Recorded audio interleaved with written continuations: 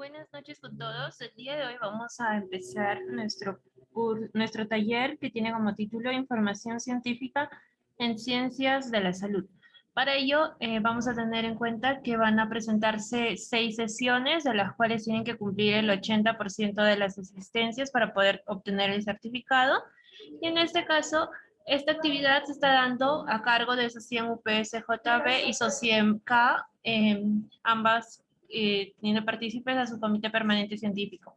El día de hoy vamos a tener nuestra primera sesión que tiene como título Tipos de investigación con nuestra ponente Valeria Luz Mocay Campos, que es nuestra estudiante de medicina humana del noveno ciclo de la UPSJB. Lo otro también que es asistente de difusión del comité permanente científico de la SOCIEM UPSJB. Paz directora CPDI SOCIEM UPSJB 2020. Está certificada en ética por City Program y certificada en acceso y uso de la información científica en salud por OPS. Y recordarles que al final de la ponencia se pasará el form final, donde tienen que adjuntar una captura de algún momento de la ponencia. Bueno, damos el pase a Valeria. Chicos, buenas noches. Vamos a dar inicio a lo que es la ponencia del día de hoy, que es la primera sesión, tipos de investigación. A ver, siguiente. Para iniciar, a modo de introducción también de lo que va a ser todo este taller que vamos a llevar a cabo todos, primero, empezar con lo que es el acceso a la información fiable, la idea de información fiable de qué estamos hablando, ¿no? Y también de lo que es el intercambio de conocimiento en salud. Esos dos van a ser los elementos esenciales, tanto del taller como también de lo que es el desarrollo de salud, no solamente hablando de la situación de Perú, ¿no? Sino a nivel global, cómo se maneja esta información fiable y ese intercambio de conocimiento es muy importante porque esto permite que lleguen a un consenso, ¿no? A nivel de lo que es el conocimiento científico, y eso no solamente aplica a la rama de salud, es en general, ya que al tener un conocimiento científico que haga en consenso con todos, además de que se mantenga actualizado, debido a este intercambio de conocimientos ¿no? bidireccionales, ayuda a que haya una equidad en la salud y una mejoría también en lo que son los sistemas y servicios de salud, ¿no? Es por ello que hablando de lo que es la información fiable, va a ser muy importante recordar lo que es la evidencia y los conocimientos científicos, ¿no? La evidencia y los conocimientos científicos van a ser como los productos que van a dar, van a ser como los productos o resultados que se dan en consecuencia de lo que se produce, es decir, a consecuencia de lo que es la actividad de investigación, ¿no? A consecuencia de esto es que surgen estos nuevos conocimientos y estos nuevos conocimientos son validados, hay una evidencia suficiente, ¿no? Hay una validez científica. Por ello que todo lo que es la actividad de investigación va a generar un conocimiento científico. Y lo que va a hacer el área de salud es de que va a ser una gran productora de conocimiento, ¿no? Tanto de información como de evidencia. Es por ello que yendo a la parte de lo que es, yendo a la parte de lo que es la estadística, hablando un poquito, vamos a encontrar que casi al año, en cuanto a lo que es publicaciones, artículos de salud, superan los 2 millones de artículos al año. Y esto va cada vez en crecida, crecida, crecida, ¿no? Porque cada vez hay nuevos campos que se abren, ya que antes era la medicina, ahora en confluencia con otras áreas como es el área de la genética, el área de la biotecnología, y todo lleva a que haya una mayor cantidad de publicaciones. Siguiente.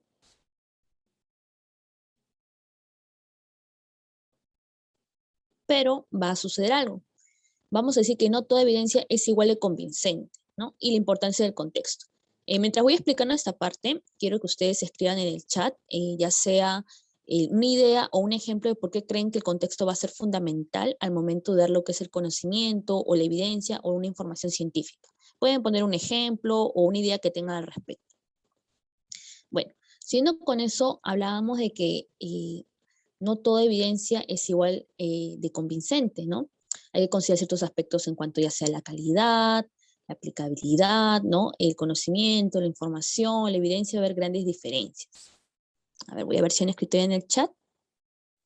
Pueden poner ya sea una idea que tengan, o quizás un ejemplo de cómo podría aplicarse, eso de cómo el contexto es importante para la información o para esta evidencia científica. Vamos a darles unos minutos.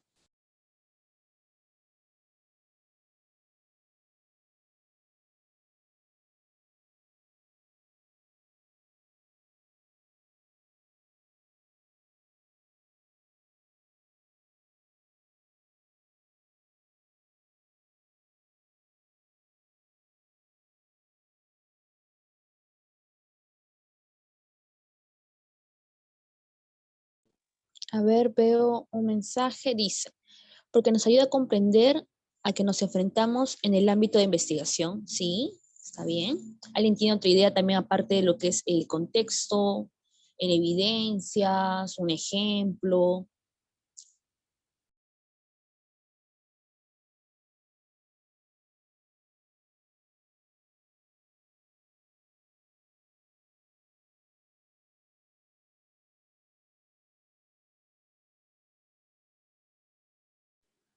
A ver, hay otra. Dice, contexto puede ser lugar de observación para investigación. Sí, está dentro también de los criterios, también de la idea general. Está bien, chicos.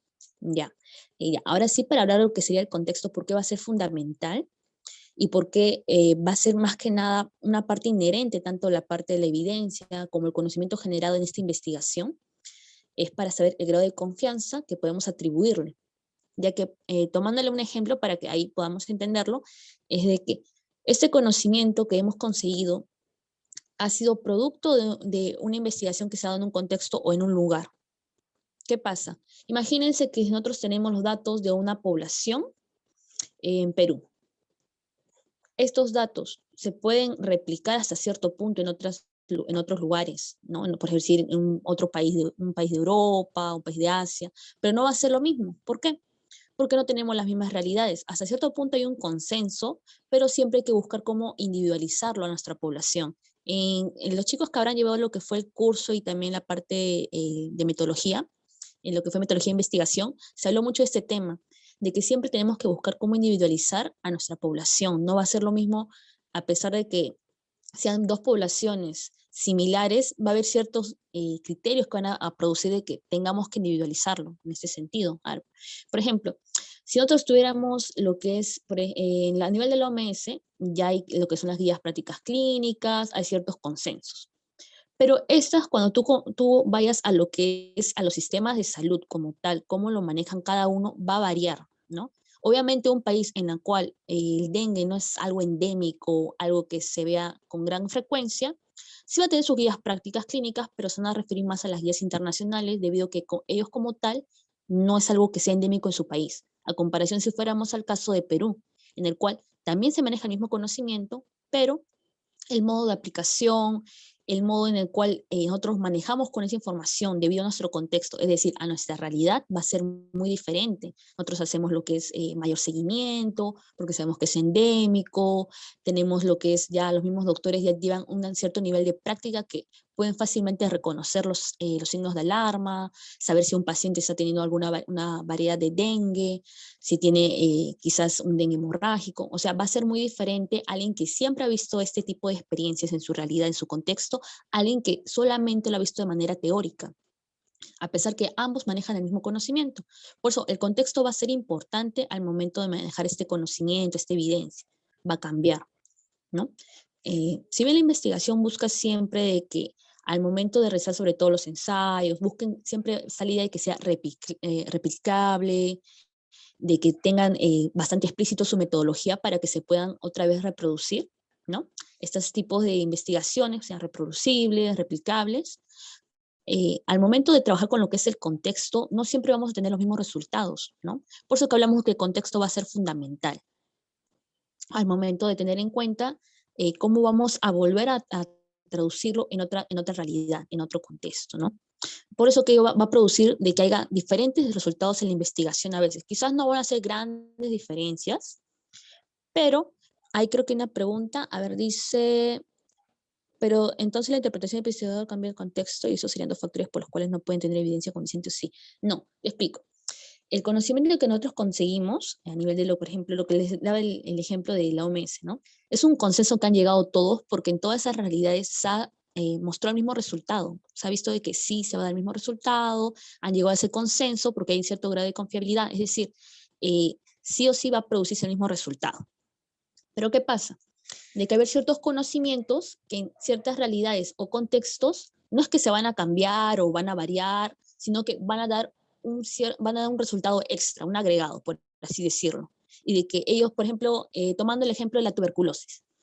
La tuberculosis en Perú literal puedes encontrarlo en cualquier órgano. Aquí lo encontramos pulmonar y extrapulmonar. Lo podemos encontrar en diversas presentaciones, incluso en casos raros, con otras comunidades. La forma de presentaciones a veces son, para nosotros es como que es el día a día, que puede ser en muchos personales de salud a nivel de lo que es el hospital, pero en otras realidades, en otros contextos, como es, por decirte, Europa, ellos no van a saber reconocerlo fácilmente debido a que no están con esa realidad, ese contexto de que al toque podrían reconocer, ah, esto es tuberculosis, ¿no? Si fuera una presentación atípica.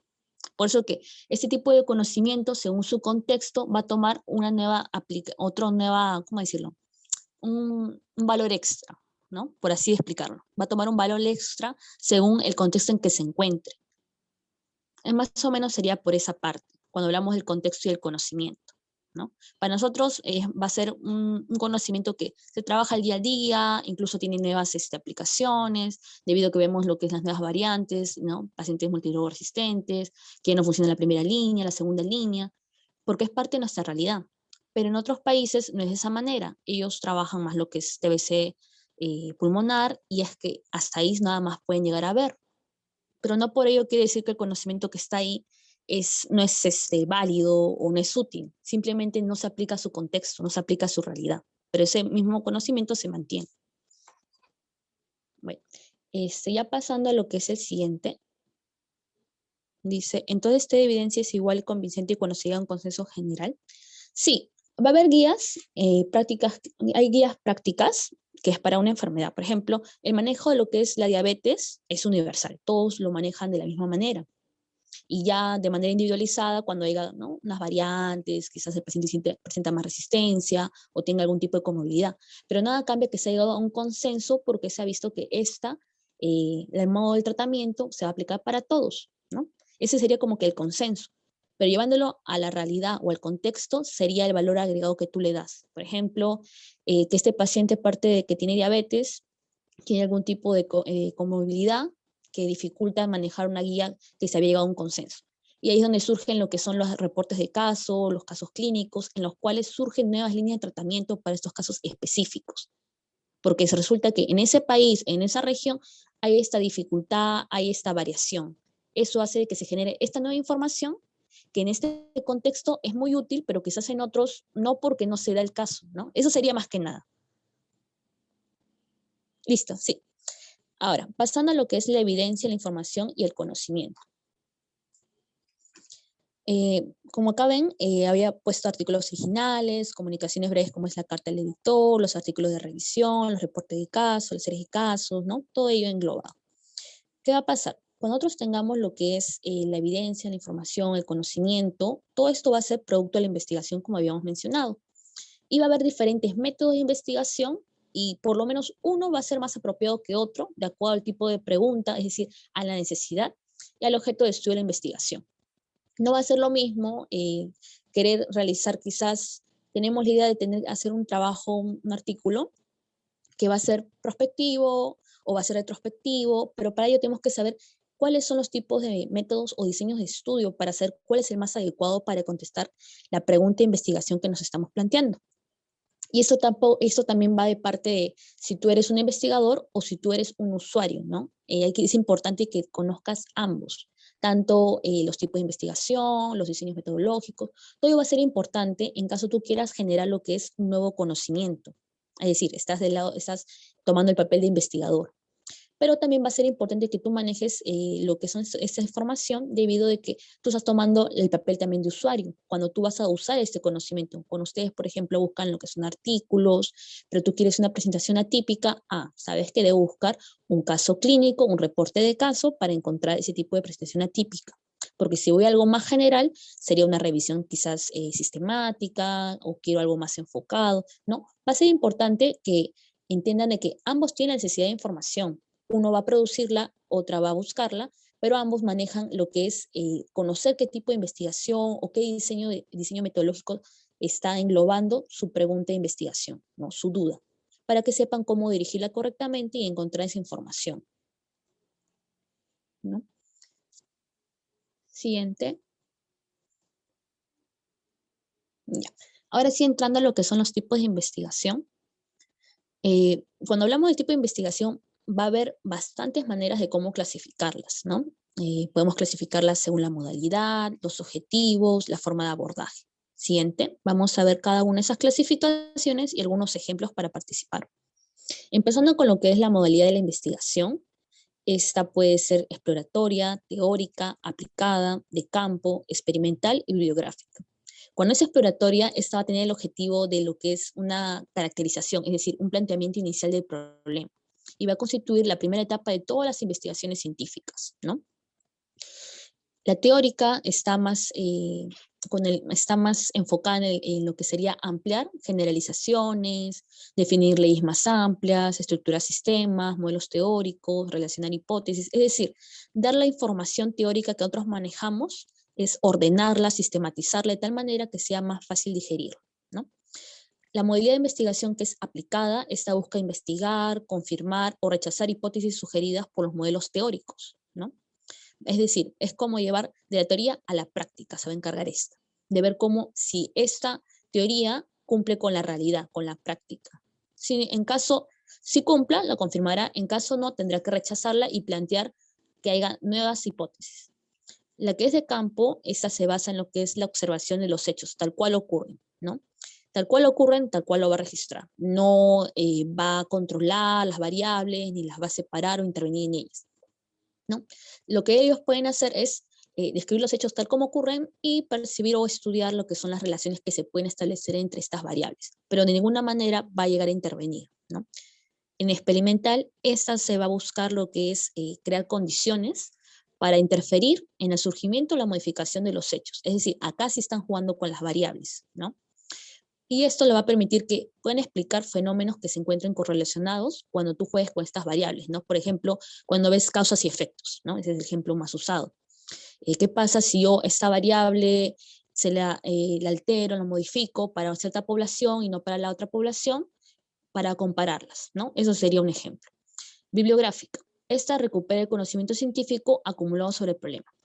Cuando hay mucha nueva información en torno a un problema, la bibliográfica, esta modalidad de investigación, se va a encargar de lo que es, primero, recopilar esta información similar a lo que hace la teórica, pero la bibliográfica lo que va a buscar es los artículos ya publicados, ¿no? Citarlos correctamente, dar cierto orden, para ver viendo cómo esta información está creciendo. Sobre todo esto se ve cuando son lo que son nuevos problemas o nuevos campos de investigación, se ve esto, de que en un inicio se trata de ordenar lo máximo posible. Creo que hay una pregunta, dice, ¿son en un orden las modalidades? No, yo lo he colocado así, simplemente porque me pareció más ordenado, ¿no? Mencionarlo así, pero no es que haya un orden como tal, ¿no? Porque podríamos empezar por la bibliográfica, si es que este campo es nuevo, o por la exploratoria, si es que nunca se ha planteado esa pregunta en este campo, pero este campo de estudio ya tiene años quizás, pero a nadie se le ocurrió. O sea, no hay un orden como tal. Lo he puesto así porque me pareció más didáctico. Bueno, y como decía, la bibliográfica, sobre todo, por ejemplo, yendo a los campos nuevos de investigación, que es la relacionada a la tecnología, como es la biotecnología, la parte del genoma, todo ello, como hay tanto conocimiento nuevo, pero todavía no hay como una estructura fija y todavía está en lo que es expansión para poder hacer una modalidad de investigación teórica, la bibliográfica suele ser bastante útil, ya que te pone los recursos en el orden de aparición o quizás según el orden temático que tú desees. Siguiente.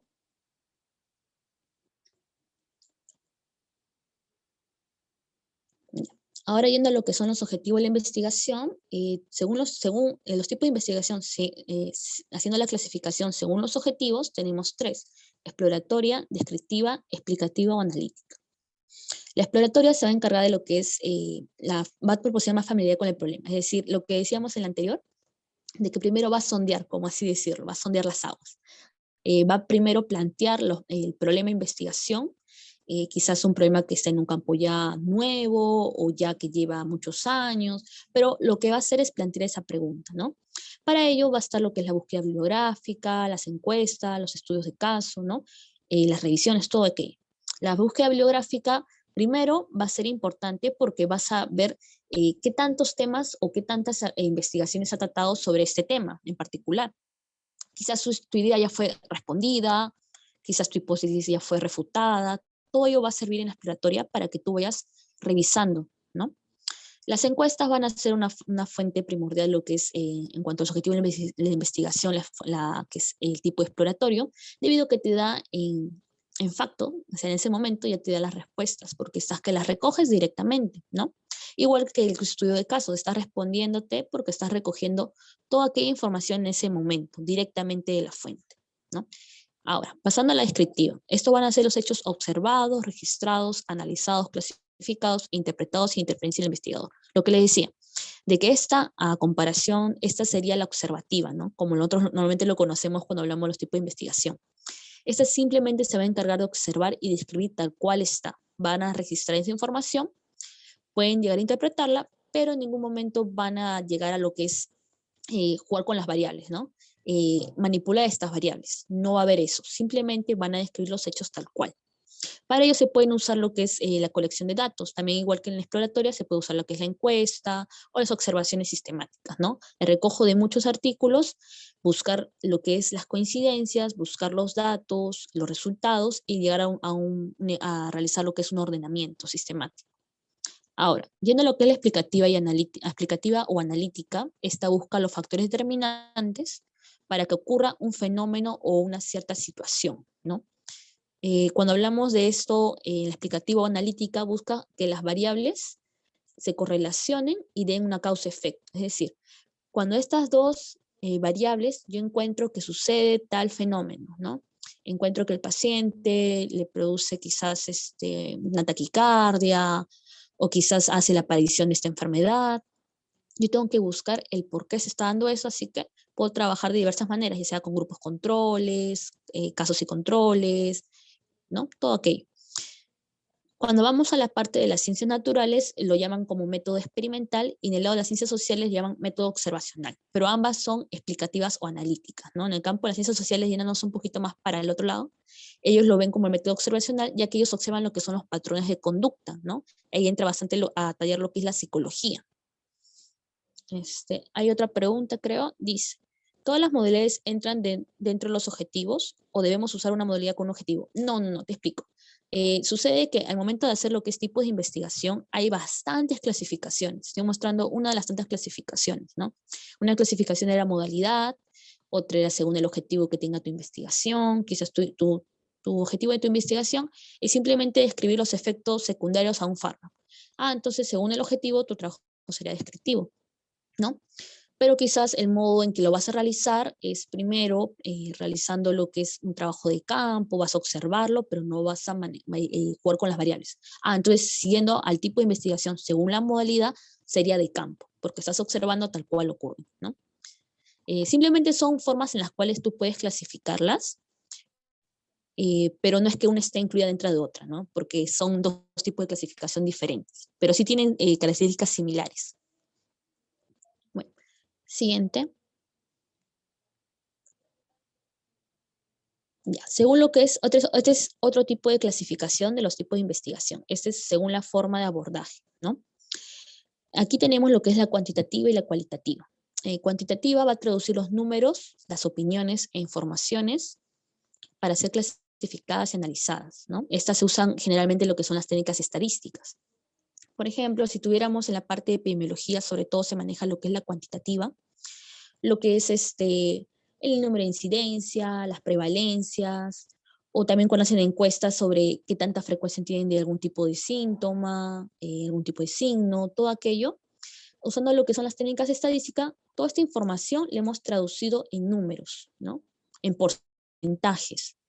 Todo aquello nos va a servir para saber qué tanta frecuencia se da, o quizás queríamos saber si es una presentación atípica, si es algo raro, que no, o quizás queremos ver lo que es los ratios. O sea, nos sirve bastante en la parte de cómo traducir esto a estadísticas, cómo traducir todas estas informaciones a estadísticas de tal manera que podamos hacerle algún tipo de patrón, ¿no? Va a ser bastante útil.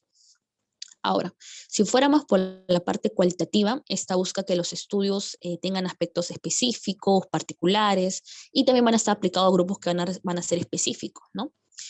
Con un abordaje que va a ser bastante amplio, y van a buscar saber cómo las personas ven y se sienten cuando están delante de este fenómeno, esta situación estudiada, ¿no?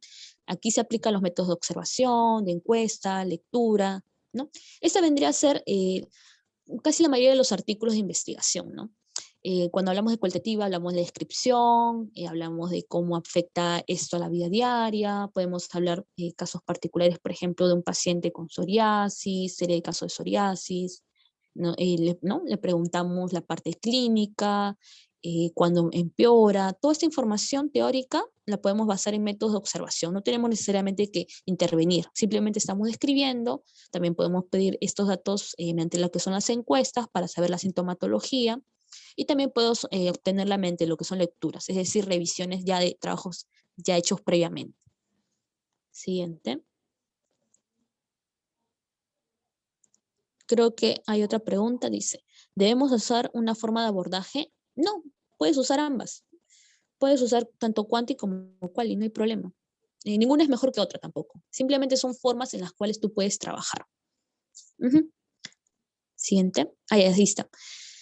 Dice, la investigación en salud según nivel de objetivo de análisis. Este cuadrito quería ponerlo para que vieran más o menos cómo se maneja a nivel de lo que es el sistema de salud, ¿no?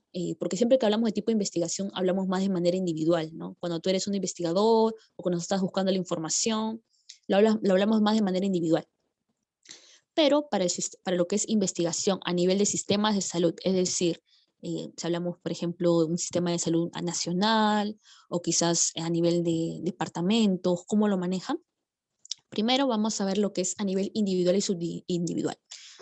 Cuando hablamos de nivel de análisis individual y subindividual, individual nos referimos a lo que siempre vemos en los artículos, ¿no? Lo que es investigaciones en la parte de enfermedades, causa-efecto, todo ello. La subindividual está más enfocada en la parte de que los procesos que ocurren para que se dé esto a nivel del individuo, ¿no? Quizás hubo una disrupción a nivel de lo que es una cadena, o quizás a nivel de lo que es un proceso, un flujo, generación de energía, todo aquello que son, por ejemplo, un patrón molecular, a nivel de inmunología, cascadas de inflamación, todo aquello entra en lo que es en la parte subindividual, ¿no?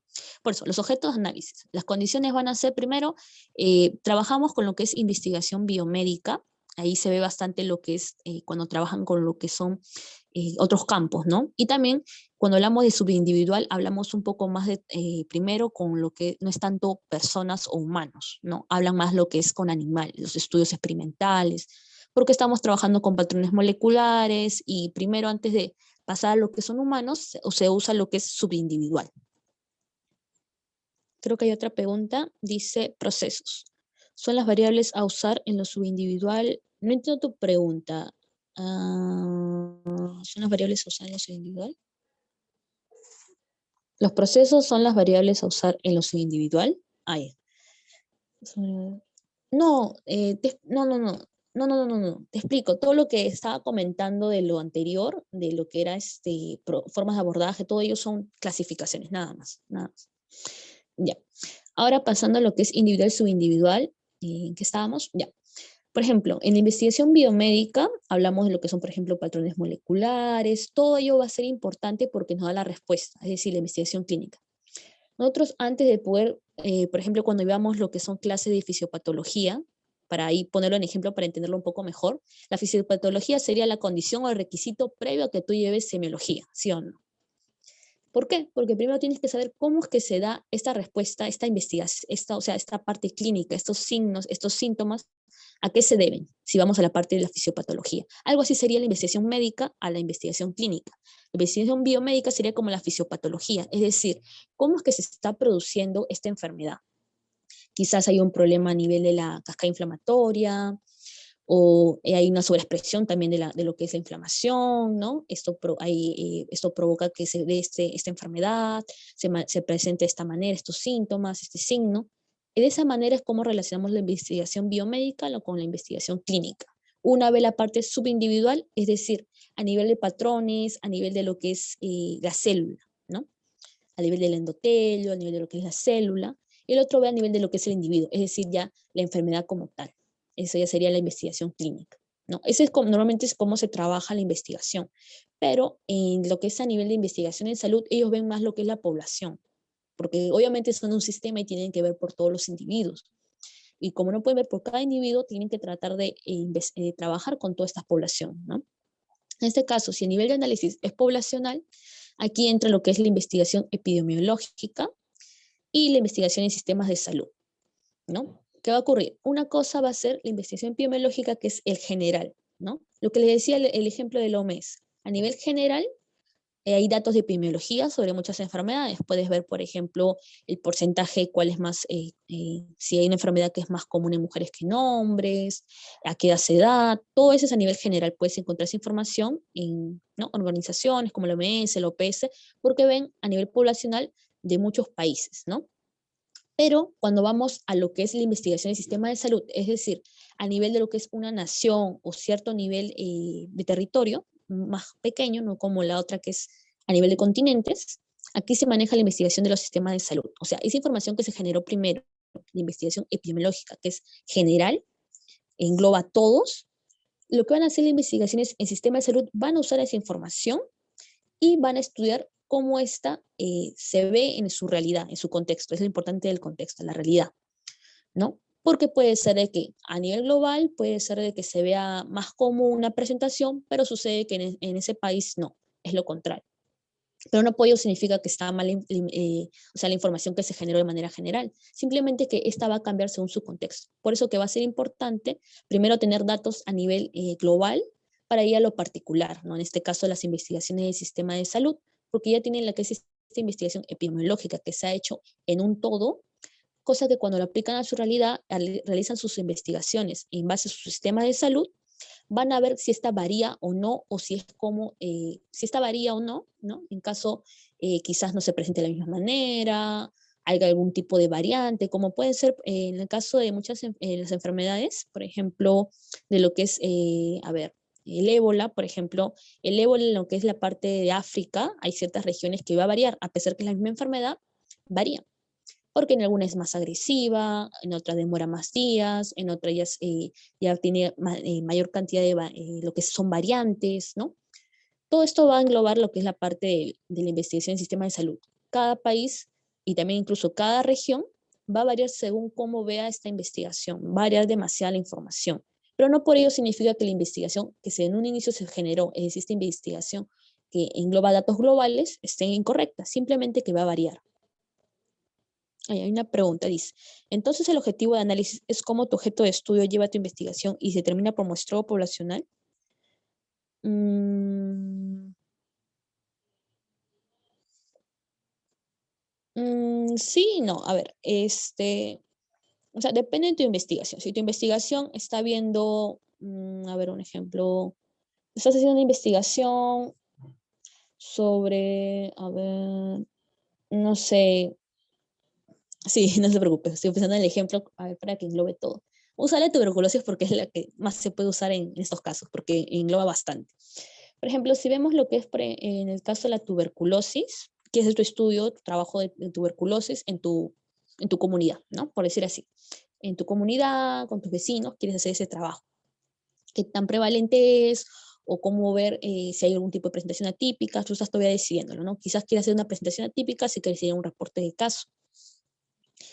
Pero tu trabajo, si te das cuenta, es a nivel individual o subindividual. En este caso sería individual, porque estás haciendo una investigación clínica, estás solamente reportando un caso.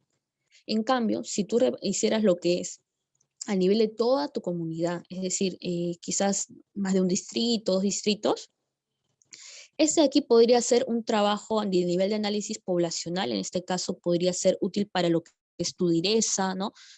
Quizás tu Dirección Regional de Salud podría ser, resultar útil porque le daría datos más sobre su población, ¿no? Ese sería un ejemplo. O sea, las investigaciones pueden ser individuales, subindividuales, poblacionales. Esto va a depender del nivel del tamaño de tu muestra poblacional, ¿no? También las limitaciones que puedas tener. Si tú tienes solamente lo que es en tu investigación un caso, sería individual, ¿no? Si estás viendo más la parte que es cómo se ha dado, cómo se ha generado, quizás está viéndolo de una manera más patrones moleculares, es una subindividual, el nivel de análisis. En cambio, si lo ves a nivel de una población, por ejemplo, un departamento, un distrito, una región, ya se podría considerar un nivel de análisis poblacional, ¿no? porque estás trabajando con un tamaño de población que es mucho más grande y que puede servir también, dependiendo, en este caso sería una investigación del sistema de salud, si es que bueno, si es que la realiza el sistema de salud mismo, o considera que tu investigación da suficiente validez o evidencia, confiabilidad, como ellos decidan, para ser parte de la información que ellos manejan, ¿no? Quizás esa información les dio como un dato extra de que en cierta región de todo lo que es el departamento de Lima, eh, ¿qué dice? ¿Pero tú lo determinas desde el inicio o va cambiando el objeto de análisis cada vez que haya validez? No, al momento de que tú haces el protocolo de estudio, tú ya tienes tu pregunta de investigación y ya tienes tu población delimitada, ¿no? Porque tú haces primero tu protocolo y ya tú dices, esta población va a ser la población de ta, ta, ta, ta, ta. Si es que fuera un trabajo quizás de investigación que vas a hacer con un distrito o un número de poblacional determinado, quizás 50 personas, todo eso lo ves en tu protocolo. Pero el objeto de análisis, ya, puede cambiar tu nivel de análisis, sí, si es que tú consideras que has encontrado de que la población va a tener que ser mayor al momento quizás de reclutamiento. Si es el caso, tendrías que cambiar tu protocolo, pasar nuevamente por lo que es una revisión, ¿no? Lo que son los comités de ética, siempre se revisan. Y si su protocolo es aprobado, normal. Sí puedes cambiar tu protocolo, no hay problema porque si es que tú lo consideras, pero siempre tienes que primero pasar nuevamente al inicio, ¿no? Pasar nuevamente por todas las revisiones, ver que con esta nueva cantidad de población tu protocolo está cubriendo todas las posibles situaciones, si hay quizás algún tipo de reacción, si es que estás trabajando quizás con fármacos, todo ello, ¿no? Pero sí puedes cambiarlo. Puedes cambiar normal lo que es el nivel de análisis, no hay problema, ya que eso tú lo estás determinando porque tú estás realizando lo que es ¿no? La investigación. No porque sea más grande una población va a haber más validez o confiabilidad. O sea porque una muestra, porque una población sea más grande, puede ser que se haga más validez, confiabilidad, sí es verdad. Pero va a haber casos en los cuales no es lo que tú buscas en tu investigación, ¿no? Es, por ejemplo, si estás haciendo un reporte de caso y quieres hacer un reporte de caso de un caso atípico o raro, no es como que vas a tener un montón de población disponible para hacer ese reporte de caso ¿no? de una forma atípica, porque por ello es que es rara. Tú buscas que sea rara para hacer un reporte de caso de esta presentación atípica, ¿no? Es por ello que esto depende. O sea, en manera general sí se busca que tenga la validez y la confiabilidad, obviamente, en base a los números, pero va a haber situaciones en las cuales no vas a contar con ese número de población que va a ser como que una población grande. Como te digo, va a variar según el tipo de problema de investigación que tú has planteado, ¿no? Según el problema de investigación que tú has planteado, esta varía también cómo se va a dar el tipo de investigación, quizás vas a jugar con las variables, quizás no, solamente vas a observar, quizás es una enfermedad rara o es un campo nuevo. En ese caso, eh, no va a haber lo que es una cantidad de población grande, si es algo nuevo, ¿no? Quizás no lo encuentras así como que abundante, pero no por ello va a quitar lo que es la validez o la confiabilidad que pueda tener. Simplemente lo que va a hacer es abrir camino a quizás un nuevo campo de investigación o a plantear nuevas preguntas, ¿no? Listo. Pasando a la siguiente.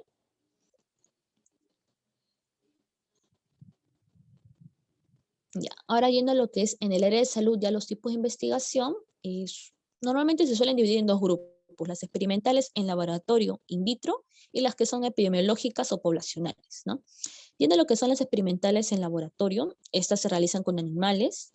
El laboratorio va a ser el local ideal para estudios experimentales, ya que a la vez nos permite controlar estas variables, ¿no? Reduciendo lo que es el grado de subjetividad en cuanto a lo que es tanto la recopilación de estos datos, observación, todo ello, ¿no? Y hablamos de la cautela. ¿Por qué? Hay que tener mucha cautela al momento de lo que es la expectativa que podamos tener de obtener un mismo resultado para seres humanos, ¿no? Y a la vez de que se trata de un experimento realizado en otras especies que no sean los humanos, ¿no? No porque nuestra investigación en este momento experimental, estamos haciendo una investigación experimental, un estudio experimental, en lo que es quizás ratas, y tenemos un resultado A. No va a significar que tengamos siempre un resultado igual A en lo que son seres humanos. Puede ser que tengamos un resultado B, puede ser que sea diferente, porque no es lo mismo una rata que un humano, pero tienen hasta cierto nivel tienen lo que es unas ciertas similitudes, ¿no? Hasta cierto nivel. Pero siempre hay que tener esa cautela de que si bien en la mayoría de los casos podemos encontrar similitudes, va a haber ciertas cosas que puedan cambiar, ¿no? Por ejemplo, la alimentación es algo que no podemos controlar, al menos en nuestra población que pedimos para este tipo de estudios. En cambio, los animales sí, porque les damos un cierto alimento, ¿no? Ya otros designados por ellos. Hay otros que puede ser nuestra población con la cual queremos trabajar, experimentar, tiene lo que es consumo de alcohol o tiene algún tipo de antecedente genético. O sea, hay cosas que se nos escapan de la mano. Para ello están los criterios de exclusión e inclusión al momento de hacer nuestra población, nuestros protocolos, pero aún con todo puede suceder, ¿no? Por eso hablamos bastante de la cautela. Aquí tengo un ejemplo de lo que es un artículo de investigación, en este caso experimental. Este es un estudio experimental que se hizo de interacción de agentes de platino, cisplatino y carboplatino y oxaliplatino contra la albúmina. Esto más que nada se trabajó primero en ratas para ver cómo manejan lo que es la interacción con la albúmina, con las proteínas, debido a que ahora hay más uso de estos componentes para ciertos fármacos y también la conservación de ciertos fármacos. Quieren ver si esto reduce quizás su efectividad, ¿no? En lo que es humanos.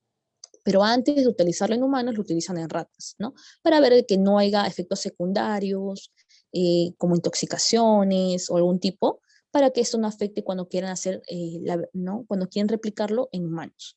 Creo que hay una pregunta. Dice, ¿hay leyes que hablan de estos experimentos? Sí, hay bastantes leyes al respecto de cuanto a lo que es la no crueldad, ¿no? Todo eso se vio en la parte de bioética, si no me equivoco. Sí hay,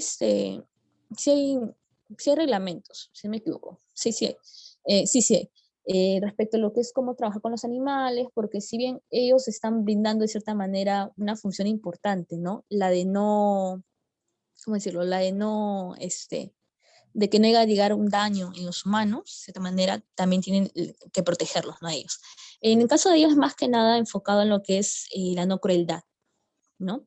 De que llega un momento, no sé si ustedes han llevado lo que es laboratorio en manera presencial, los chicos que han llevado en presencial laboratorios antes de inicio, llevábamos lo que era con ratas y cuando ya terminaba lo que era la parte de laboratorio, para que no sufran, normalmente se los sedaban o se los dormían, porque no tiene caso dejarlos con ese daño que sigan sufriendo, ¿no? Si han cumplido con su propósito y han quedado dañados o quizás han quedado con una cantidad que los va a hacer, no va a tener una vida, por así decir, una vida para estos animales no va a ser en condiciones buenas, se puede optar por eso, ¿no? Está dentro de lo que es el manejo con estos animales, ya que como tal son seres vivos y no podemos tampoco condicionarlos a que tengan una condición dolorosa, ¿no? A ver, dice, en septiembre el Senado de México aprobó la ley que prohíbe las pruebas cosméticas. Sí, sí, esto es a nivel de lo que es cosmética, sí se maneja de hace años. Ahora recién en lo que es Latinoamérica está más en boga, está viéndose más, que se está hablando cada vez más. Pero en lo que es Asia, Europa, al menos en Asia, en lo que es a nivel de Corea y Japón, si no me equivoco, ellos sí ya manejan esos reglamentos. También a nivel de lo que es Europa, Europa más que nada siempre ha sido pionero, siempre hablan de la free cruelty, sobre todo en lo que son maquillajes, hablan libre de crueldad, es decir, no ha sido probado en animales. En ciertos lugares, como en China, todavía se maneja lo que es, si bien ellos no lo permiten, igual sigue viéndose esas marcas que ¿no? siguen circulando. Bueno, ese sería un tema aparte, pero sí. Siguiente. Ahora, viendo lo que es el otro que era epidemiológico, este es un estudio que va a abordar y aborda e investiga la salud de la población, lo que hemos hablado, ¿no? Y los factores determinantes del riesgo de enfermedades, sus agraviantes, eventos asociados a la salud, ¿no? Esta va a buscar lo que es la relación de la causa-efecto, es decir, la salud-enfermedad. Aquí van a ver, podemos clasificarlos en observacionales y experimentales.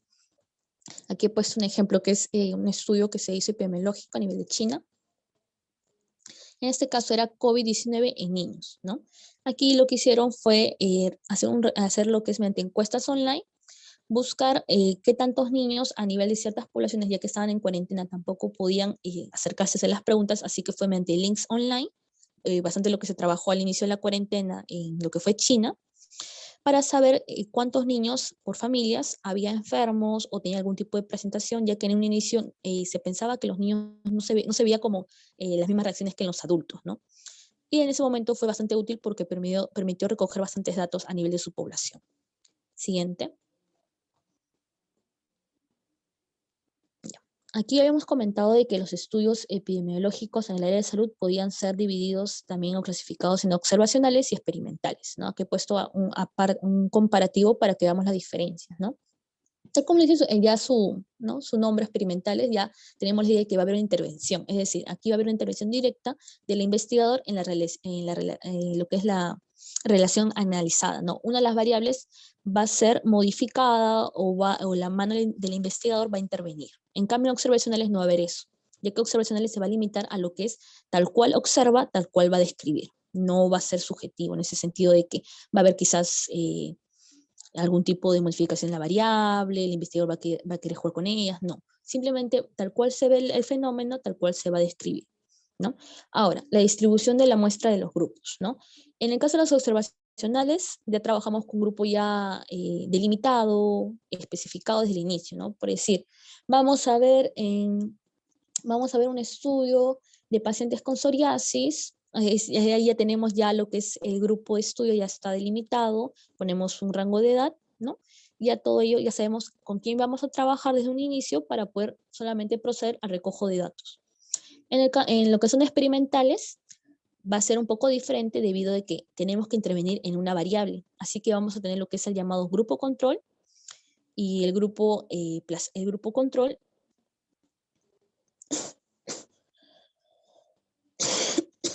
disculpen chicos, vamos a tener un grupo control y un grupo que no va a tener lo que es el efecto del placebo, sino que simplemente va a continuar con el tratamiento. Creo que hay un mensaje dice, pero existe intervención indirecta del investigador en donde su modo, su expectativa, su tiempo, su experticia. Sí, puede haber lo que es intervenciones indirectas en el sentido de que quizás en el procesamiento de datos, pero eso ya es más en la parte de quizás el manejo, la parte estadística, ¿no? Puede haber a veces intervenciones indirectas, pero acá estamos hablando más de la intervención directa, que es la parte experimental. Voy a ponerles un ejemplo, acá justo puse un ejemplo de cómo diferenciarlo, a pesar que estas dos son parte de lo que es el estudio epidemiológico en salud, cómo podemos diferenciarlas de observacionales con experimentales, ¿no? Un ejemplo sería, si hacemos un estudio con alcohólicos, no se va a poder incluir, no se puede inducir, ¿no? No es como que vamos a inducir a un grupo a volverse alcohólico. Lo que vamos a hacer es buscar primero un grupo que ya sea alcohólico y un grupo control que no va a ser alcohólico. Y vamos a describir sus patrones quizás de conducta, sus hábitos, ¿no? Cómo se encuentran de salud, si están en buen estado de nutrición, mal estado de nutrición, todo ello, ¿no? Vamos a describirlos. Pero no es que vamos a inducir a un grupo a volverse alcohólico, no va a ser así, nosotros no estamos interviniendo ni buscamos tampoco el tema de la maleficencia, ¿no? Sino que simplemente vamos a buscar una población que ya sea alcohólica y el otro va a ser una población que no sea alcohólica y vamos a comparar, vamos a observar y vamos a describir. En cambio, en los experimentales va a ser, por ejemplo, estudios en los cuales ya busques comprobar la efectividad de un fármaco. En este caso he puesto el ejemplo de la glucosamina para aliviar el dolor de osteoartritis en la rodilla, ¿no? En este caso manejas lo que son dos grupos. Uno va a ser el grupo control, el cual le va a dar el placebo, y el otro va a ser el grupo que va a recibir la sustancia, es decir, va a recibir la glucosamina. Y vas a ver cómo, si hay variaciones, si realmente es efectivo o no, ¿no? De esta manera. Todo ello va a ser por un proceso aleatorio, ¿no? Para evitar lo que es que de cierta manera ellos sepan, creo que hay una pregunta. No es más dañino el dolor de muscular que su hígado. No, pero esto depende porque no es como que va a ser algo crónico. Simplemente se refiere al ejemplo de que para ver la efectividad, quizás a bajas dosis, en un periodo corto mejora o no, ¿no? Es simplemente un ejemplo, no te preocupes. Siguiente, y así. Ahora, yendo a otros principales también estudios, aparte de los ya mencionados, tenemos lo que es el reporte de caso.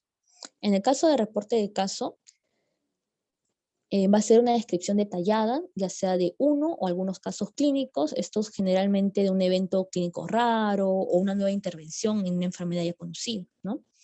Cuando hablamos de lo que es serie de casos, es cuando es un estudio con un mayor número de pacientes. Hablamos de más de 10 casos, ¿no? Para que sea considerado una serie de casos.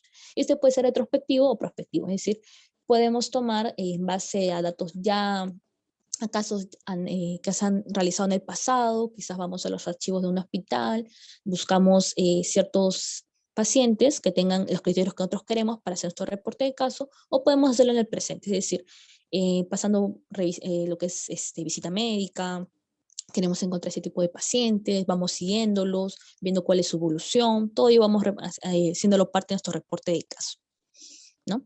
¿Cuál es lo bueno de este tipo de investigaciones y de estudios? En el caso de reporte de caso, lo bueno es que ayudan mucho a lo que es el delineamiento, es decir, ver nuevas posibles líneas de tratamiento en cuanto a lo que son este tipo de pacientes, ¿no? Nos permite ver, además de las presencias atípicas, manejos nuevos en cuanto a estos pacientes. Quizás un manejo nuevo en un paciente con tuberculosis multidrogoresistente, podemos encontrar un nuevo patrón de cómo manejarlo, pero hay que tener cuidado de que va a haber limitaciones importantes en cuanto a lo que son los reportes de casos, ¿no? De que suelen ser más retrospectivos, y el problema es que si son retrospectivos, es decir, están basándose en acontecimientos del pasado, ¿no? Por tanto, no hay grupo de comparación y van a presentar resultados que quizás solamente apliquen en ese paciente o en un grupo de pacientes específicos, ¿no? Ese puede ser a veces una limitante. Siguiente. Por ejemplo, aquí he puesto lo que es un artículo.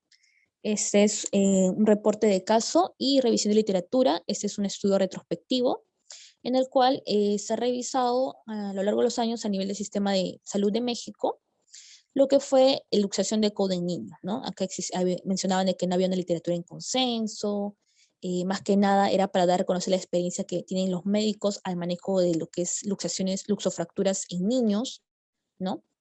Y cómo ellos suelen manejar. Y ya esta información es útil porque al volverse una revisión de literatura, ya que juntó todos estos casos a lo largo de los años, se vio cómo se manejó, cómo los médicos según cada vez cogían más experiencia respecto de estos casos, iban variando lo que es su tratamiento hasta que llegaron a un consenso entre ellos, ¿no? Y esto es importante, ¿por qué? Porque ayuda a que sea parte de una guía práctica clínica, pueden usar esta información para ya hacer un lineamiento ya establecido, ¿no? Es algo que sucede mucho ahora de que hay muchos doctores, sobre todo los doctores mayores, que tienen cierta experiencia que no está en los libros. Y lo que se busca es de que esa experiencia sea pasada a ese tipo de estudios, ese tipo de reportes, ellos lo lleven a lo que es investigación, para que esta información pueda ser ordenada y si bien ya cuando se vea mayor evidencia, sea parte de una guía práctica clínica, por ejemplo, ¿no? Pueda ser de utilidad. Siguiente.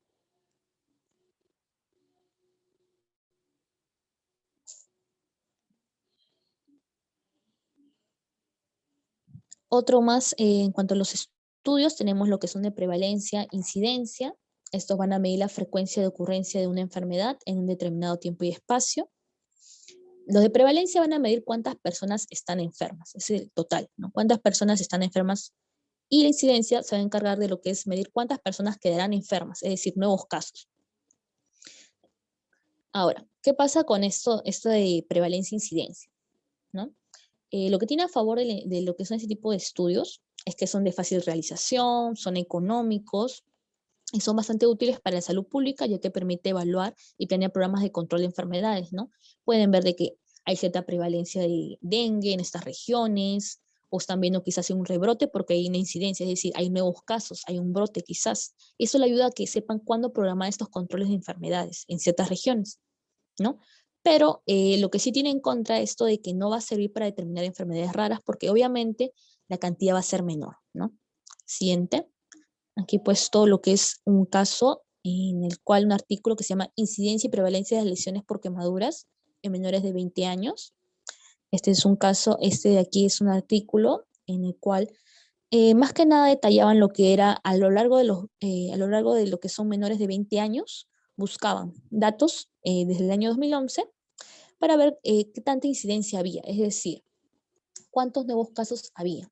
Y la prevalencia para ver al año o más o menos en este periodo determinado cuántos casos se atendían, ¿no? Para saber en qué momento había esta sobrecarga, y sobre todo aquí, ya leyendo un poco también el artículo, hablaban de que obviamente en los momentos que eran de festividades, ¿no? Se veía mucho lo que son las quemaduras, en este caso, lesiones de quemadura debido a lo que son pirotécnicos, ¿no? A esto iba más que nada el artículo. Pero daba la información de que hay una pregunta, dice, ¿prevalencia e incidencia habrá, pero en ellos cambia el tiempo y el espacio o no? Si quiere, normalmente no porque, o sea, sí va a cambiar, pero es como que, a ver, ¿cómo le explico? Digamos que estamos en los meses de enero a febrero y en estos meses hay bastante lo que hay dengue en el norte, por decir, ya, hay dengue. En ese momento vamos a ver lo que es la prevalencia e incidencia de este mes. Vamos a ver que hay 100 casos en este momento, pero hay 10 casos nuevos, de los que estamos haciendo seguimiento que no son casos nuevos, simplemente ya venían enfermos desde el mes anterior o hace 2 meses, ¿no? Y lo que hace normalmente el sistema de salud, sobre todo los que son serums, van a ver que ellos tienen lo que es, cada mes deben hacer lo que es mandar su información epidemiológica de su localidad. O sea, cada mes hay información y datos nuevos sobre la prevalencia e incidencia. Por eso que el tiempo y el espacio va a cambiar porque varía según la región. No sé si te refieres a eso en cuanto a tu pregunta, pero así se maneja de que, al menos en Serums, ellos lo que hacen es enviar la información de que en mi localidad ha habido, hay 3 casos, pero estos 3 casos se vienen manejando desde hace 2 meses, ya están curándose, ¿no? Pero hay un nuevo caso. Aparte de esos 3 casos que yo ya estaba manejando en mi localidad, hay un nuevo caso. Entonces la incidencia sería 1, ¿no? Porque hay un nuevo caso. Ha cambiado de mes, sí, pero está en el mismo lugar, ¿no? En ese sentido. No sé si me estás preguntando eso. A eso me refiero. Sí, está bien, no te preocupes. Bueno, eso sería lo que era la explicación del artículo. Siguiente. Ya, yendo a lo que son los estudios ecológicos, estos van a describir lo que son las diferencias entre poblaciones en un determinado espacio y tiempo o en un mismo tiempo, comparando la ocurrencia de la enfermedad entre grupos de personas, ya sean poblaciones de países, regiones, municipios. ¿Qué buscan los ecológicos? Es hacer el comparativo entre 2 lugares que tienen, para ello tú vas a buscar que las poblaciones sean similares, ¿no? En un momento, en un espacio, un tiempo determinado, o al mismo tiempo también puedes realizarlo, para comparar una misma enfermedad, ¿no? Cómo se ve lo que es quizás el manejo, o si hay algún factor de riesgo diferente que hace que en esta localidad B sea más agresiva que la localidad A, o que sea más infecciosa, que más personas lo tengan, ¿no? Quizás ahí ves de que hay algún determinante social, quizás había más festividades en esta, o sea, hay, más que nada es para buscar por qué es la diferencia entre esta población con la otra, ¿no? Lo que tiene bueno de estos tipos de estudios ecológicos es que la unidad de estudio no es la persona, sino el grupo. Así que como estos estamos ambientándonos en lo que es un sistema de salud, él es útil porque está viendo lo que es lo que ellos buscan, su unidad de estudio, la población, ¿no? Pero hay que tener cuidado de que un contra que puede ser en este cuanto a los estudios ecológicos es de que depende de lo que es un buen sistema de información, los datos estadísticos. Y esto va por la parte de Perú, ¿no?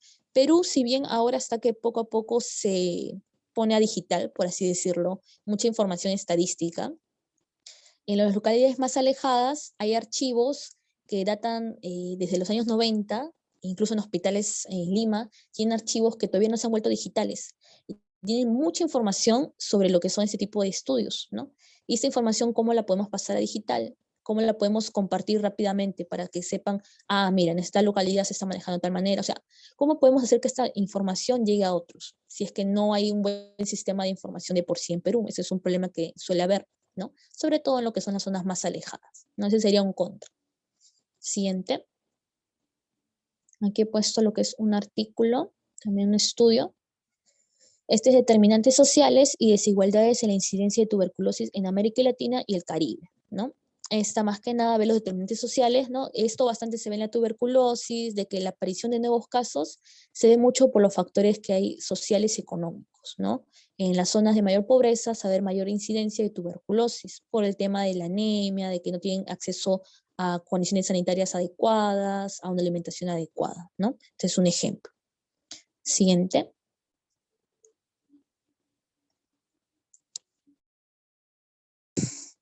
Ahora, pasando a caso control. En caso control va a ser el estudio de 2 grupos semejantes seleccionados a partir de una población de riesgo que esta va a comparar enfermos versus no enfermos, ¿no? Van a evaluar lo que es la exposición y los posibles factores de riesgo que se le va a mostrar a los enfermos que fueron expuestos en el pasado, ¿no? ¿Qué quiere decir? En caso control vamos a ver 2 tipos de grupos, en este caso 2 tipos de pacientes, puede ser como el ejemplo que les puse de alcohólicos y no alcohólicos. Vamos a buscar quizás una exposición, o quizás hubo más factores de riesgo en la población que fue alcohólico, tenía problemas intrafamiliares, en su núcleo familiar, estuvo expuesto a violencia, ¿no? Todos aquellos son factores de riesgo. Lo útil de lo que son los casos y controles ayuda a identificar los factores de riesgo, lo cual va a ser muy importante, sobre todo en enfermedades raras. Cuando hay enfermedades nuevas raras, el tipo de estudio de caso-control nos permite saber cuáles son estos factores de riesgo, y también ayuda a lo que son factores pronósticos de enfermedades que son crónicas o que son de largo periodos, ¿no? Porque nos ayuda a recopilar esta información, ver quizás cuál es el factor que hace que se desencadene, o quizás cuál es el factor que vamos a ver que se va a mantener, ¿no? Quizás en este paciente con X enfermedad vamos a ver que va a tener más que nada una sintomatología tranquila, no va a ser reactiva, pero que pasado 10 años lo más probable es que ya empiece a volverse más agresiva, ¿no? O quizás si el paciente mantiene lo que es una dieta, no vaya a suceder, todo aquello, ¿no? O sea, el caso de control nos permite recopilar ese tipo de información. Para cuando son enfermedades raras serían los factores de riesgo, pero para cuando son las enfermedades de largos periodos nos da los factores pronósticos. Ese tipo de información es útil. Dice, pues esto es como el caso de prevalencia e incidencia. Caso control. Espérate, ¿qué dice? Pues esto es como el caso de prevalencia y... ¿Puede decirme no la diferencia entre caso control, prevalencia, incidencia? Ya. Este caso control, más que nada es que ya tienes delimitado dos poblaciones, ¿no? Población A, población B. Es como decir, A tiene puntitos, por así decirlo, y B no tiene puntitos. Algo así sería, ¿no? Uno sí tiene y otro no tiene. Y tú lo comparas para saber qué ha hecho para que A sí tenga estos puntitos y B no tenga estos puntitos. Más que nada sería eso caso control. En el caso de prevalencia e incidencia, prevalencia sería de que tú buscas, más que nada esto se usa en la parte estadística, buscas saber si hay nuevos casos o si el número de casos se mantiene, ¿no? Prevalencia es para saber cuántos casos hay, simplemente, incidencia es para saber cuántos nuevos casos hay. Por decir, tú cada 2 meses tienes que reportar a lo que es el MINSA, en tu región está haciendo ser un lista en Loreto, por decir. Y cada 2 meses tienes que reportar a lo que es a la red epidemiológica. ¿Ya? Y le dices, ya, en mi localidad, en Loreto, en los 2 meses aparecieron 3 casos, pero ya había 5 casos previos del mes anterior, ¿no? De los 2 meses anteriores. Y que ahora todavía están recuperando y todo lo demás. Al siguiente mes, tú tienes los 3 casos nuevos que fueron en el mes anterior, estos ya se vuelven tu prevalencia, porque no son nuevos casos, simplemente son casos que ya todavía siguen enfermos, ¿no? Es decir, con el paso del tiempo esta incidencia se vuelve la prevalencia. Simplemente en un periodo determinado tú dices, tengo X pacientes o X enfermos, y de estos X enfermos tengo tantos nuevos casos. Eso sería la incidencia. O sea, te ayuda a saber si es que hay un brote. Es bastante útil cuando quieres saber si hay un brote o si hay quizás hay un aumento, hay un factor, te puede ayudar a reconocer si hay algún tipo de patrón. Pero no comparas un caso con el otro. No, acá no comparas casos. En ciencia y prevalencia no, es más números. Aquí es como que ves más los números para saber si hay algún tipo de patrón de subida, de crecida, para que te ayude a manejar, ¿no? Por ejemplo, esto ayuda más que nada para manejarlo en el sentido de que si se tiene que hacer algún tipo de programa, algún tipo de campaña, ¿no? Por ejemplo, siempre se saca campañas en verano cuando es de zancudo, por el tema del dengue, ¿no? Todo ello. Es porque ellos ya han visto lo que hay una incidencia, es decir, se aumenta el número de casos nuevos en estos periodos porque hay más zancudos, o sea, la han relacionado, porque ellos tenían la idea de que antes, por ejemplo, si tú veías de que en verano hay mayor número de casos, ¿por qué se dará? Ese dato te lo conseguías de la incidencia. Al tener ese dato nuevo, buscabas la razón y es donde tú encontrabas de que, es debido a que hay un vector. El vector en este periodo aumenta. Entonces, ¿qué puedo hacer yo? Hago mi campaña para lo que es fumigaciones, cosa que yo evito que haya nuevamente esta incidencia, es decir, se disparen los nuevos casos. Para eso sirve lo que es prevalencia e incidencia en el sistema de salud, para determinar lo que son lineamientos de salud, campañas, ya. Ahora, observacional experimental. En la observacional experimental vas a comparar, más que nada, los dos van a describir, pero en una tú vas a manejar una variable, es decir, tú vas a jugar con una variable. En ese sentido, era de que a un grupo control y un grupo que el grupo que tú no le vas a dar un fármaco. Por ejemplo, tú estás viendo lo que es el uso de un fármaco, que va a ser, se ha visto que quizás has visto en lo que son pruebas previas en animales, has visto que hay una mejora, y ya pasaste por los demás procesos, has tenido el permiso ya de los comités y todo ello, así que pasa lo que es el grupo control, ¿no? Como pasó con las vacunas. A un grupo le vas a dar el fármaco y a otro grupo no le vas a dar el fármaco. Y tú vas a ver, ellos obviamente no van a saber quién está recibiendo el fármaco, ¿no? No van a saberlo, porque si no estarías de cierta manera influenciando en el sentido de que tú sabes que la mente humana es muy poderosa a veces y las personas, a pesar de que tú le dices de que te estoy dando el fármaco y toman lo que es el placebo, pueden llegar a desarrollar síntomas. Ha pasado. Es por ello que se usa lo que son los ciegos o el doble ciego, es decir, simplemente al azar vamos a elegir quiénes van a recibir el fármaco y quiénes no, ¿no? Para evitar que de cierta manera los pacientes piensen de que se está recibiendo, para evitar que los pacientes crean de que están recibiendo el fármaco y empiecen a desarrollar quizás síntomas propios de su mente, ha ocurrido. Para evitar eso se hace lo que es este tipo de ciegos, ¿no? Entonces, en los estudios experimentales, a un grupo si le das el fármaco y a otro grupo le das el placebo. Y tú vas llenando los datos, haciéndole un seguimiento de su evolución, viendo cómo reaccionan, y al terminar todo este proceso, le haces el desenmascaramiento, es decir, retiras lo que es saber quién está recibiendo realmente el fármaco y quién no, y con eso vas a ver que tus datos si corresponden o no. Pero ¿cómo comparas en el experimental como el caso control? Como te he dicho, o sea, comparas el grupo control con el grupo no control, o sea, el grupo que sí recibió el fármaco con el grupo placebo. Si ves que el grupo placebo y el grupo control tienen similitudes, es decir, los efectos fueron similares o no aparecieron, es decir, el fármaco no funcionó, porque no hubo una gran diferencia. En cambio, si ves que hay una mejora en los pacientes que recibieron el fármaco, a comparación de los pacientes con placebo, es decir, por decir, disminuyó lo que es su dolor crónico que tenían disminuyó bastante, le permitió realizar sus actividades. Ah, entonces significa que mi fármaco sí ha funcionado. Entonces son iguales en ambos estudios. No entiendo. ¿El experimenté con el caso control?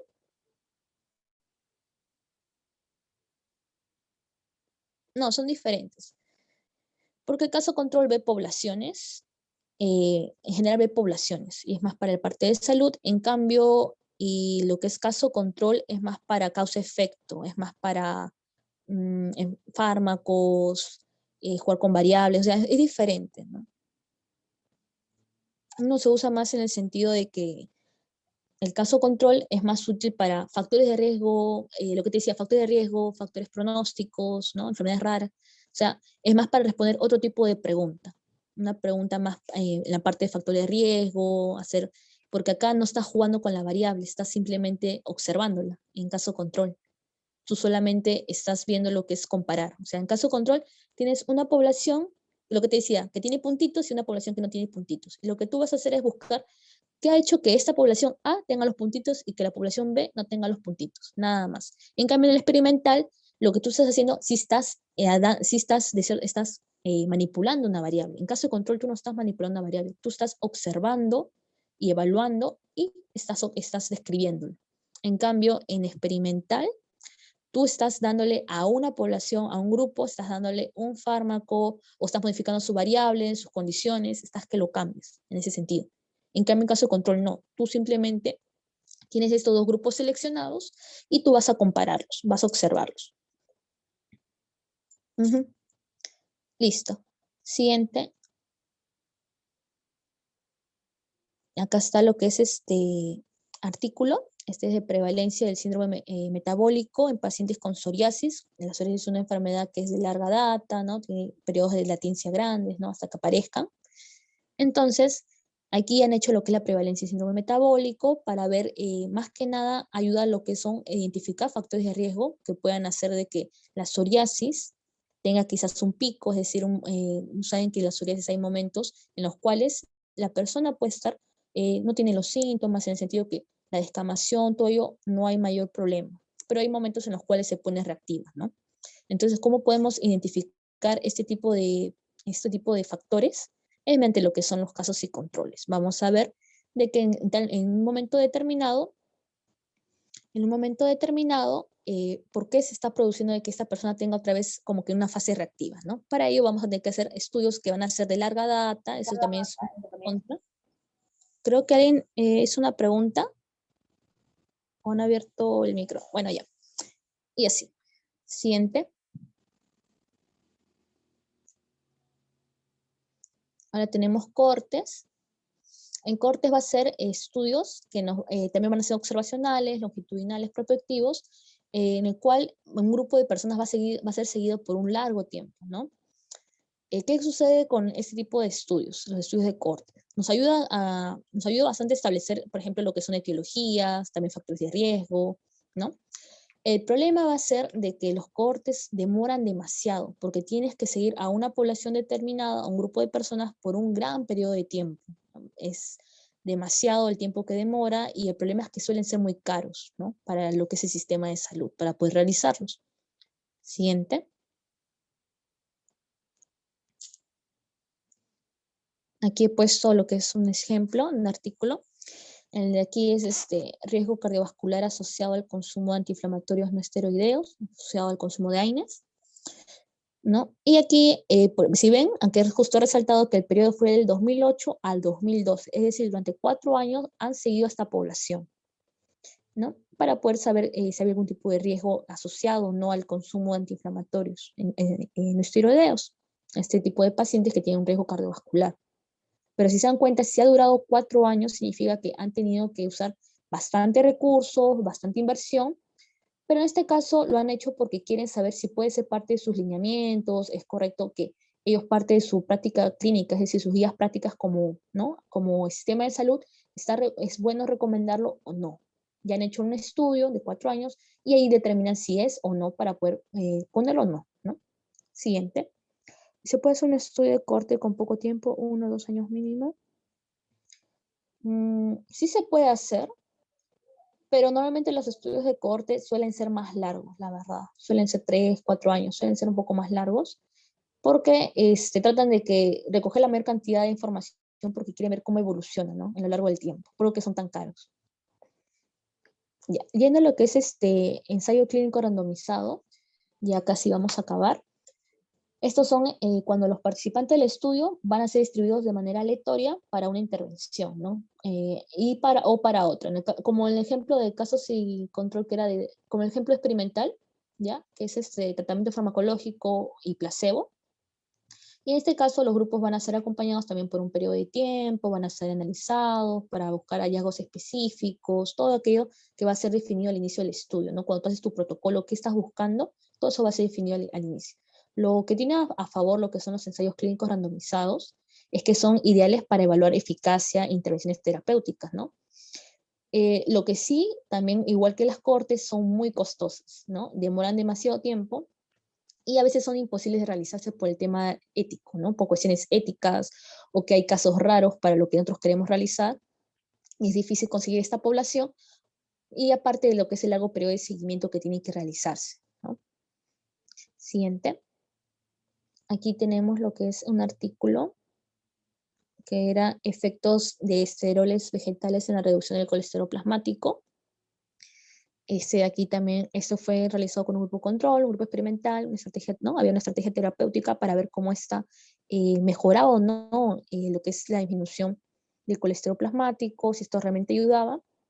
Pero como ven, para poder hacer ese tipo de ensayo clínico requiere también mucha inversión, ¿no? Requiere mucha inversión, conseguir los participantes, hacer los seguimientos, hacerle lo que son las evaluaciones médicas a cada uno de estos ¿no? participantes, por tanto es bastante costoso y aparte de que es costoso, va a demorar demasiado para nosotros ver realmente los resultados, ¿no? Esa es una de las contras que tiene este tipo de ensayo clínico randomizado. Siguiente.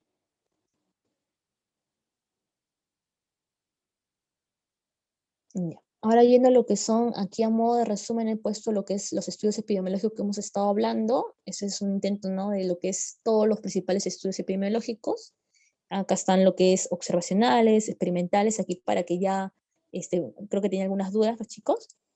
Lo que les había mencionado, ¿no? Reportes de casos, estos son los que generan hipótesis, los descriptivos, los analíticos que buscan probar las hipótesis, ¿no? Buscan las correlaciones, la causa-efecto.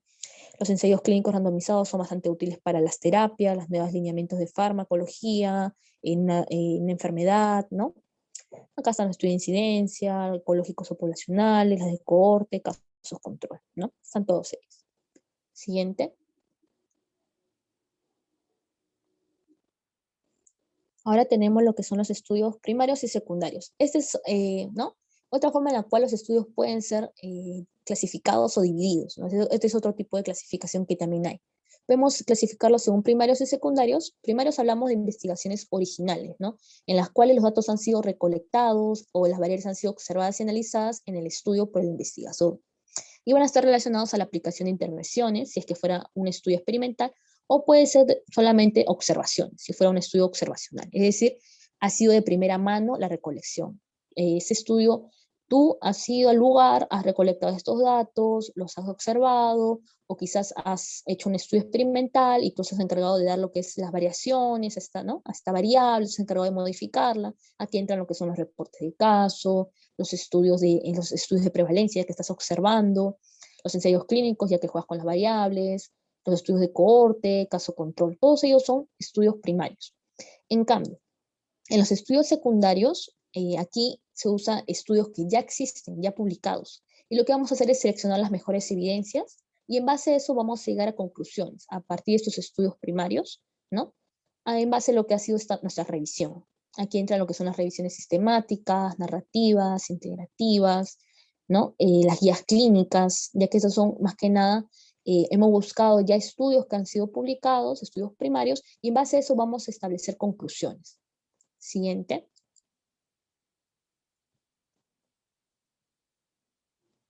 A ver, dice, ¿los libros los usas como primarios o secundarios?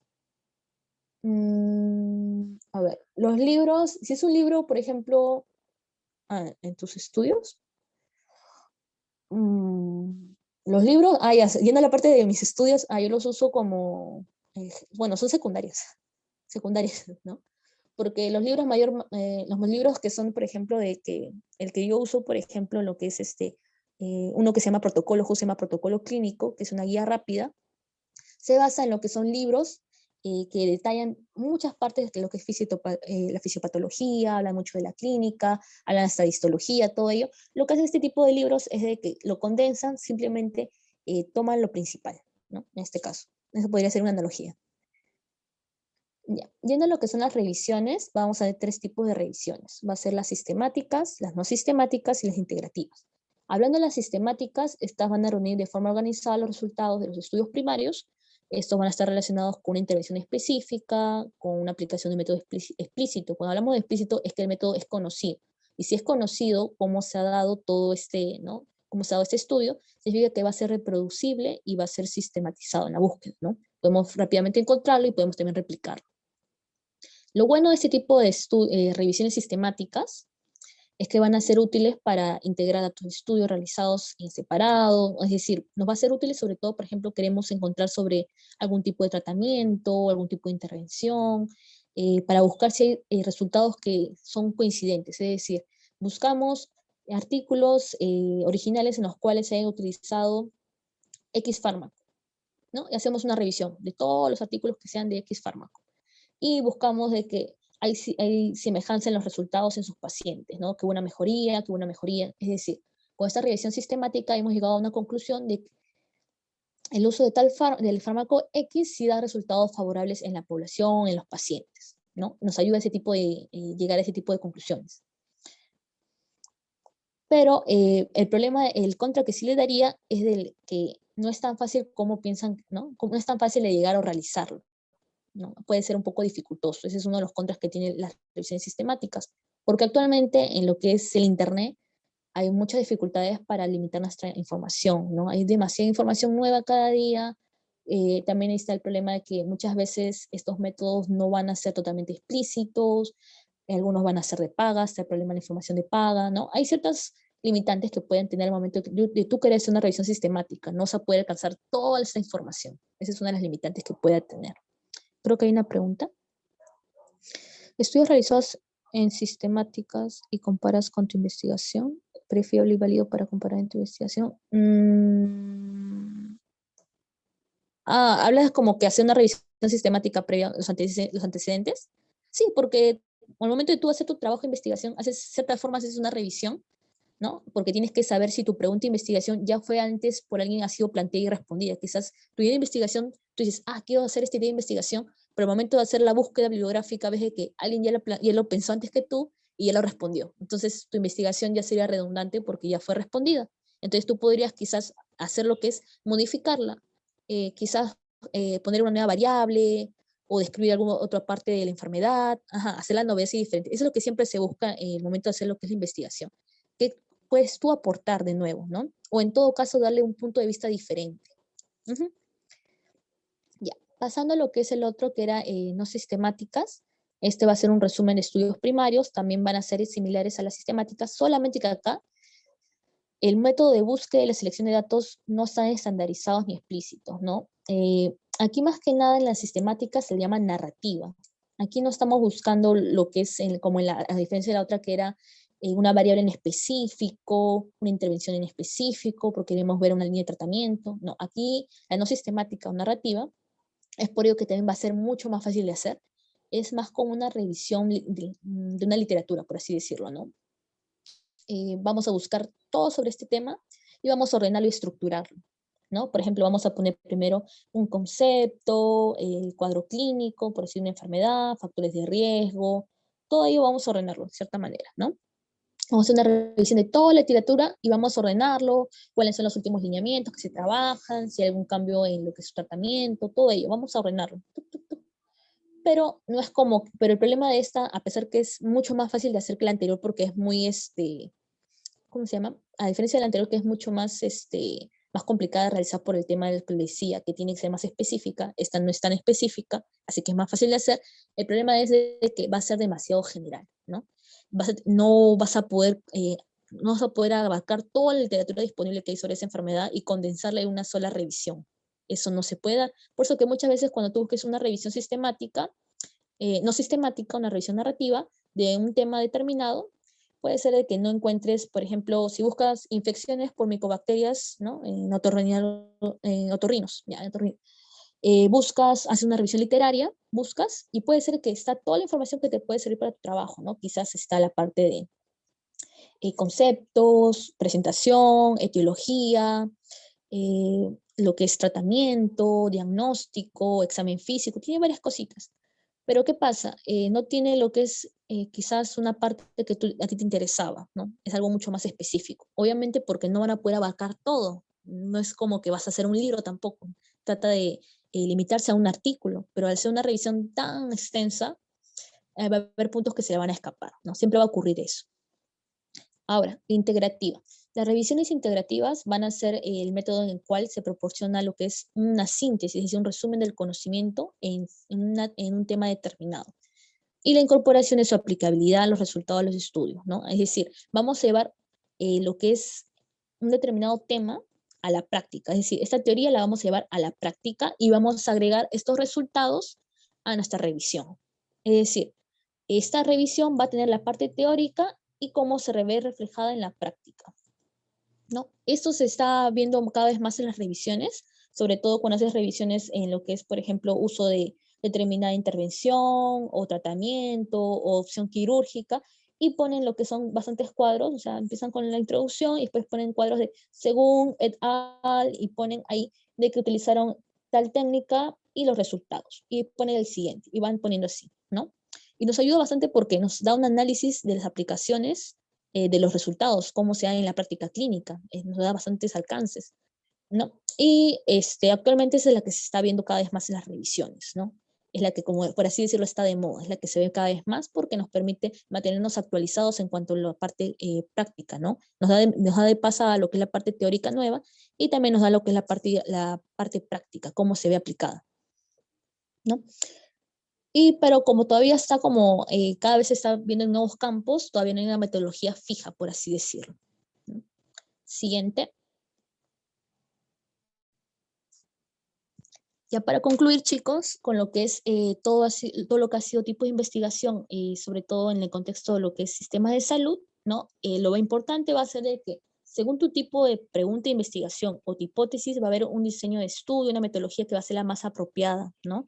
Lo que les decía, si ustedes quieren realizar, quizás quieren ver lo que son presentaciones atípicas, dejan esa tarea o tú quieres buscar, tengo que buscar seguro un reporte de caso, porque no va a estar en una revisión general, no voy a encontrar ese tipo de casos, ¿no? O sea, ya podemos ir sabiendo qué tipo de información queremos buscar y cómo podemos buscarla. Es lo bueno de saber los tipos de investigación, los tipos de estudio, ¿no?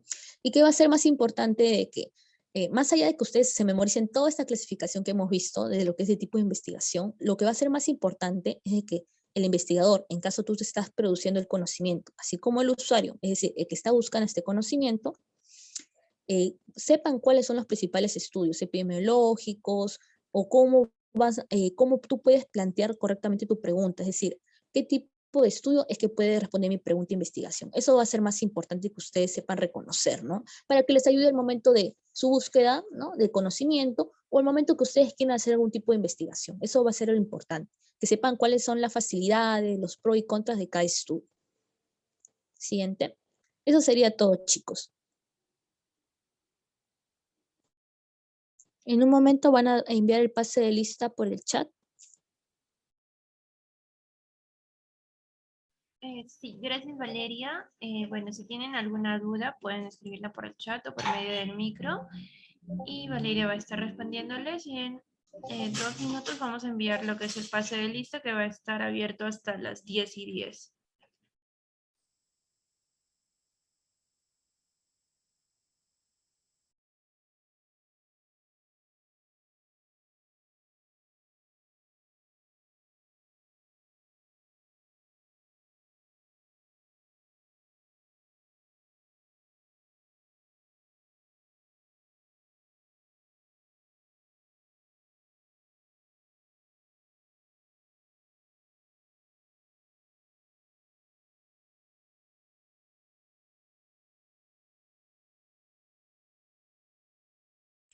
Sí, la próxima sesión va a ser el día de mañana.